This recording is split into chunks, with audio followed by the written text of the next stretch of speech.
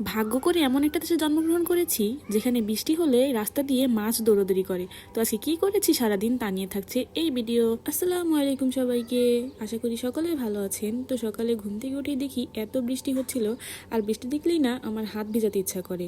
বৃষ্টির আবহাওয়াটা আমার খুবই পছন্দের, কিন্তু এই যে দেখেন গাছগুলো কেমন শুয়ে পড়েছে, এগুলো দেখে এত খারাপ লাগছিল। তারপর রুমে চলে যাই ব্রেকফাস্ট করার জন্য। আম্মু পরোটা আর ডাল রান্না করেছিল। পরোটা দিয়ে ডাল খেতে আমার এত ভালো লাগে। ব্রেকফাস্ট শেষ করে আমি পড়তে বসে গিয়েছিলাম। একটু পড়া শেষ করার পর দেখি আম্মু আমার জন্য চাল ভাজা বানিয়ে নিয়ে এসেছে। এটা এত মজা হয়েছিল আমি কি বলবো, একটু পড়ার পর অস্থির লাগছিল। তো দেখি আমার ভাই রাস্তা থেকে এই মাছগুলো ধরে নিয়ে এসেছে। ওই যে বললাম না এমন দেশে বাস করি যে বৃষ্টি হলে রাস্তায় মাছ দৌড়াদৌড়ি করে। মাছগুলো দিয়ে আমি খেলছিলাম। তারপর একটু বাইরে যাই যে গাছগুলোর খোঁজ খবর নিয়ে আসি। প্রায় সব গাছগুলোই মাটির সাথে শুয়ে পড়েছিল।